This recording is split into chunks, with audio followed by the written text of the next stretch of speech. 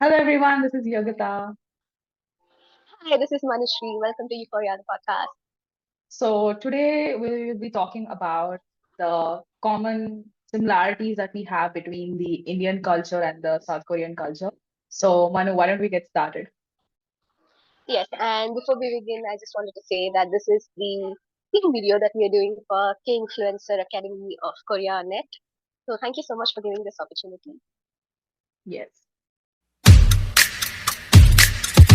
Okay, so why don't you start by stating one similarity that you find between India and Korea? I think the first similarity that I really want to it's very easy to point out is of the whole the idea of serials and K-dramas on both the ends of the Mm, country. Because both of them have their own, even though they are having the same concept, but they have their own flavors of how they project the melodramas and dramatic scenes.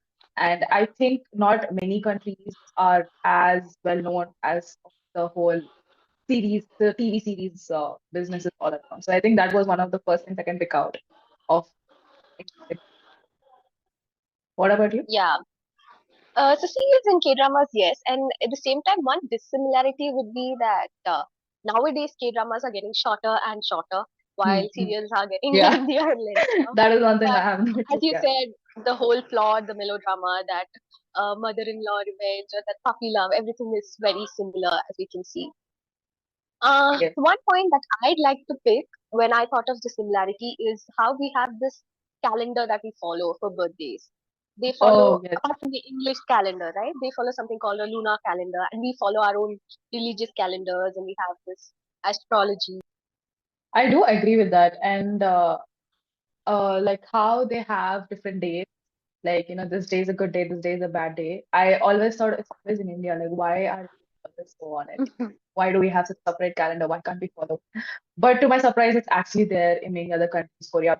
So that's a pretty cool thing. So, Yeah. did you know about when I mentioned about serials and K-drama? I think one thing that was projected on both the ends was the how the main importance of families and family relationships and how much value they give to uh, cultures and teaching their younger ones about moral values, uh, Yep. always being warm to others. I think that was one of the main things that I think, like, even though I watch a lot of videos of people doing, say, anything on the streets with strangers in Korea or us living in India, I think the whole concept of being warm to your strangers was one common thing that I found. Yeah, I agree. And see, in the same lines, how we are always taught to be respectful to our elders, and we always give them the higher status in the family. And then it's like, even in Korea, they have this tradition where the elder ones first pick up food and eat, and then only the rest at the table start. And it's Yeah. similar in India, when we are served in functions, family functions, or marriages, especially, they finish serving the whole serve, and then the elder one starts eating, and then the others start eating. And in same line, I'm sorry if I'm putting one more point ahead, the little bit of that patriarchy and the head of the family being a male is a little Yes. common in both. Although times have changed, everything has changed, I agree, but we still see that in the serials, K dramas, like you mentioned, and also Yes. in real life sometimes. I think these facts are very evident when it comes to the rural areas of both the countries, but I think in urban, a lot of changes, and probably there at times the roles have been interchanged. Those scenarios are also there. So I think it's the more of the modernization that has impacted these facts, but I think it is still at few places it's still practiced in a way. Yeah, And true, agreed. yeah. And talking about when we came to families, it's one thing that stood apart. Like whenever I like to bring how the Western culture in comparison to. So one side we have when children stay with their parents, they grow old, and probably by 18, Western cultures you're expected to move out or stay somewhere else, get a job, Mm, or do something like that. I think the independence, like the role of independence, really shines out once you're 18. Probably you go for your bachelor's and you go out and then just stay away from your family. And you're not, and if you stay with your family, it's kind of like, oh, you're still staying, you're not that something. But I think that idea is not present in the country. because it is very common, I think, till now, children to stay with their parents throughout their education, throughout their career, and also few cases where you stay with your family members post marriage also. Um, Again, we a little bit influenced by Western culture, and then sometimes we move out of the family, and also like the independence might not be to that extent, but we also start earning our own and on our own, and then we start having that financial independence a little bit, and a little bit like we start to protest, but then we understand staying in family So is much better. it's like And you need independence, but the how like yeah, the building of the good relationships have become so strong that you can't be apart. yeah. But I think it's very like around, I can say, I'm not sure about it, but at least 80% of us stay with our family even after marriage. Then True. girls move to their husbands or spouses' uh, family and Place, stay yeah. there. And I think this joint family culture also, because I live in a joint family with my my grandparents from my mother's side and my uncles, and it kind of cultivates that culture in you more when you're True. together in a big family, and that sense of security that no matter what, there are people to take care of me and all of it. And it's similar even in Korea because we see many of our idols also staying with their grandparents and growing up with them. Yes. So yeah. There, I think one that is quite well known these days is about how the whole idea of colonization, independence, and democracy. Mm. These three values that are quite similar between India and South Korea. First thing is that the Independence Day, the day of their independence, 15th August. And the second thing, like India has got independence from Britain, and Korea got it from Japan. And apart from that, it's also the importance of keeping all of the building of relationships aside. There's also one more criteria that sometimes categorizes people, even though they're in the this of social, financial, and education system. Because I feel like Mm. when you look out at the in the metrics of education and competitiveness, I think in Asian countries you can see India and Korea being one of the prominent ones because education is very, very, very important. And it's not like you take anything of your interest. Sometimes your interest in what you want to do at few scenarios could be overpowered at what your parents wanted. I thought this was only Mm. present in India, but soon when I started to watch dramas, I'm like, oh, this is also there. You might say, oh, I want to become a dad, but there might be like, no, just be a doctor or engineer. Those are the only two options that you have. I think, even when you're a dancer in Korea, I think they push you to become an idol instead of an Yeah. independent dancer or a choreographer or something like this. So I think anything that we have passion about is different from what our parents have thought for us. And sometimes Hmm. it matches with what we want to do. And Yes, sometimes it doesn't. And few children actually go their way and do what they want and achieve great things. And few just succumb to these circumstances and then go ahead and do what their parents want them to do. But then again, we see a lot of people succeed in that, a lot of people fail in that.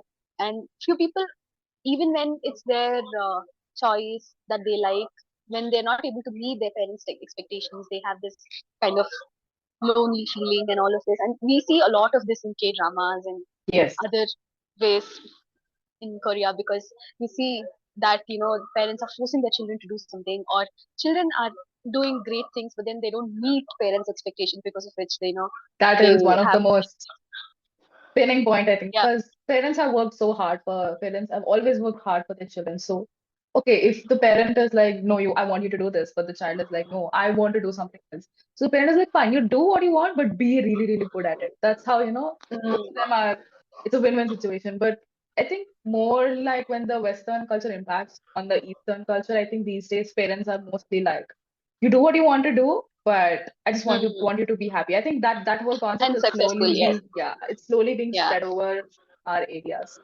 So, and And one yeah, more thing that I yeah, find you in go terms of ahead. education and all this, right? Mm, Sorry. So, is the way that we are taught our traditional or classical music and dance.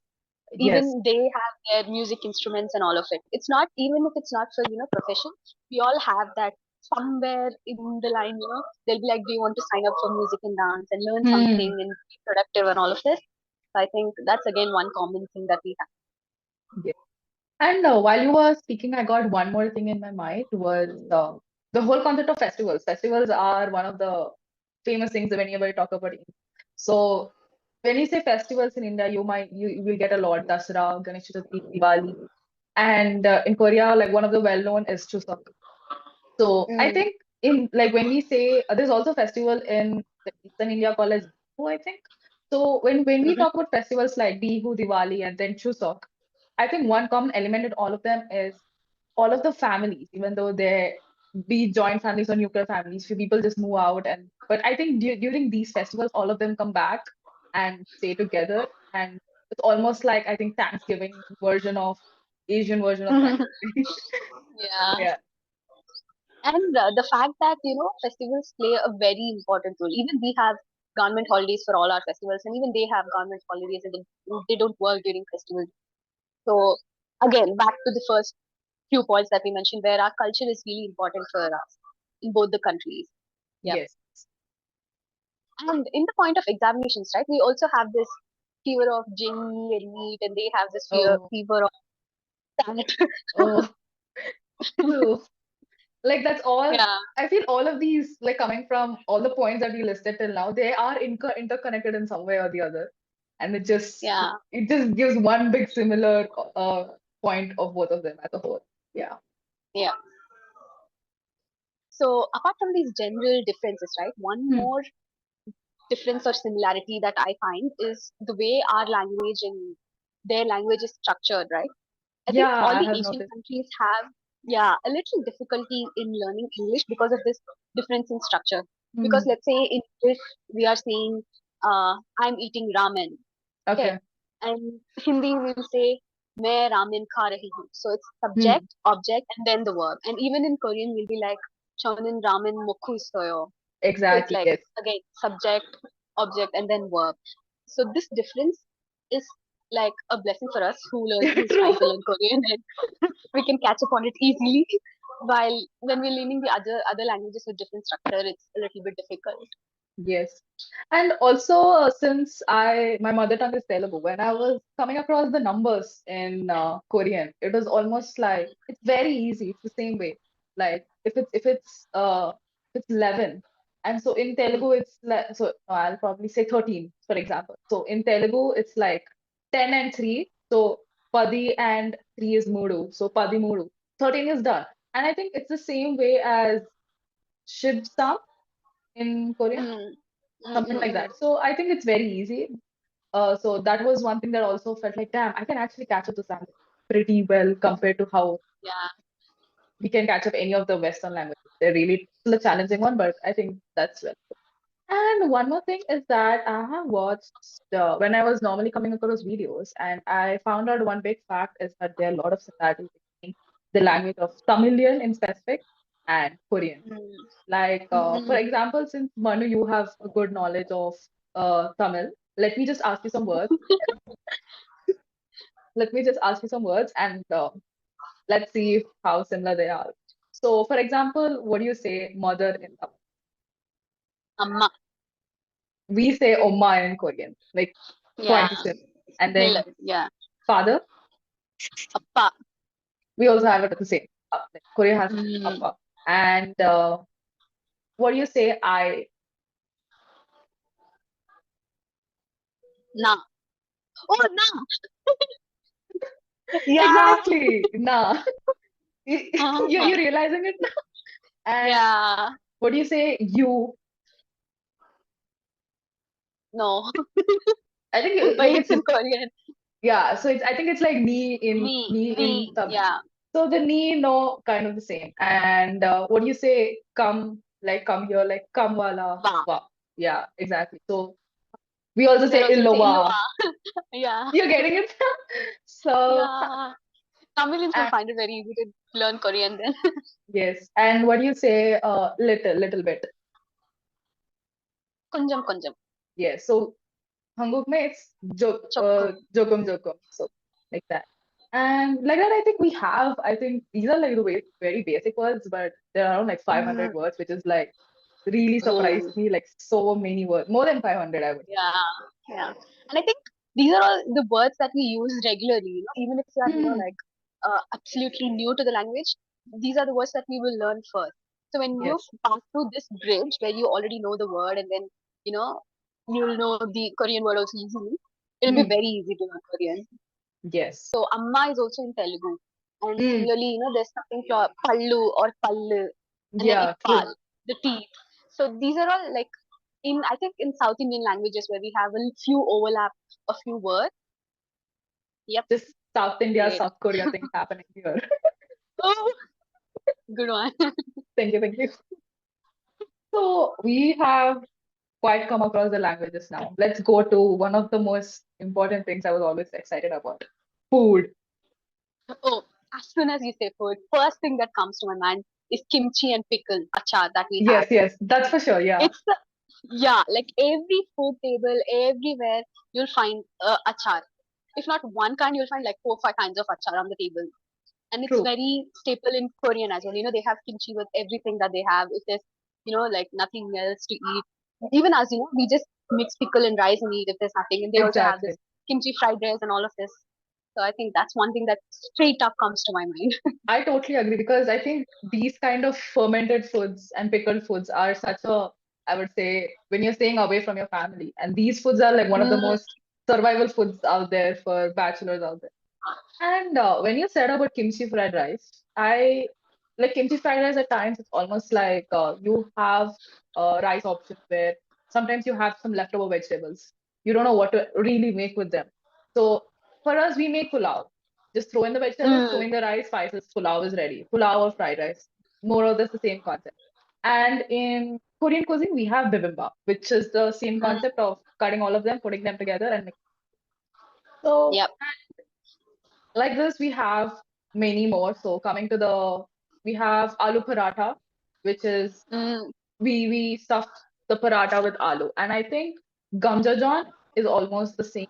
yeah, Its with big potato. base Yeah. is potato. Maggie, which is like, everybody enjoys Maggie. When there's True. nothing to cook, you just grab Maggie, boil it. Even if you can't boil it on the stove, you just grab like the packaging of ramen also has two varieties, right? Where you boil it on stove and then cook it properly, and then you have something called the instant ramen in a cup. You just add hot water, save it for some time, and then have it. And even True. Maggie in India has those two versions, and it's like everybody from childhood, whenever we have something to celebrate or whenever we don't have mom at home who's going to cook for us. We grab Maggie from Yes. the store and make it. And we have our little versions of it, right? Like ramen Hmm. has its own version of they add egg or they had some mushroom and all these pieces. And we also have like veggies and few of us also add egg and all of this. So I think that's I think one of the biggest common foods that I found after pickle is Maggie and True. ramen. So I think another common thing that I found in both the cuisines as a whole, I would say, not dishes, is the diversity of spices that we use. Mostly in Korea, I see that these spices are all made into pastes, and they have, I think, three different pastes like soya bean, gochujang, and one more. And India, we have a bazillion types of spices, but also the spice tolerance is quite high in both these spices, which always makes Mm, me want to yeah. try the street food in Korea. They all are so so good. Like I just want to like keep staring at them.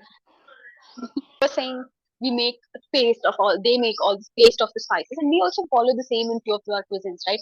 If you're making some korma or something, we make the paste Hmm. of all the True, spices. true. Even in few biryani types, we make the paste of spices sometimes. I think even in cooking methods, we have these similarities. Yes. And while I was talking about Maggi and ramen, one more point that struck me is, we used to have those ice golas when we were Yes. children. Oh wow. And they were Yes. very similar to the shaved ice or bingsu. That's what they call it, right? True, true. I have seen them in few shows. Yeah. Yes. It's just ice and then you add the flavor to it. We just used to have it and then show our tongue colors to all of the others. True. So We're just fun. thinking Yeah. about them. It's like the summer. It's like boiling summer, and then you have the desert. Feels good. Yeah. And when we came to desserts, there actually I think two more sweets that I want to point out. You do know chicky, right? Like the peanuts and Mm. jaggery coated. Yeah, yeah. There is actually a dish called I think gangjong, which has I think puffed rice that is Oh, made yeah. into blocks with like I think honey and sugar, and they look so Ah. similar.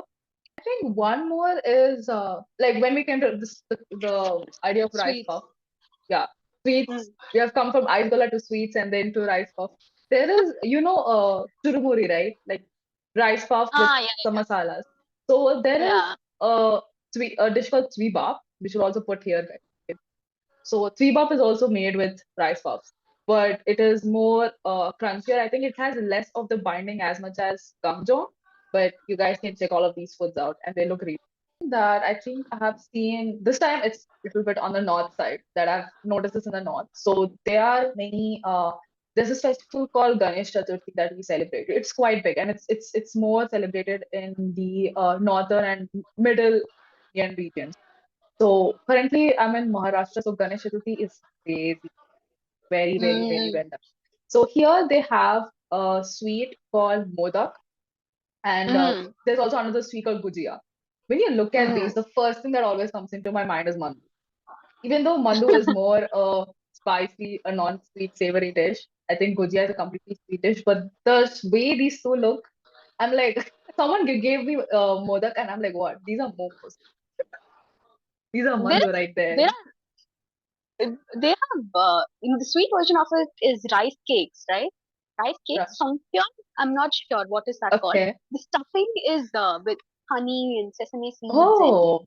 yeah, and they steam it similar to modak. The Hmm. flour is rice flour and then they steam it. So again, you can find a picture somewhere over here.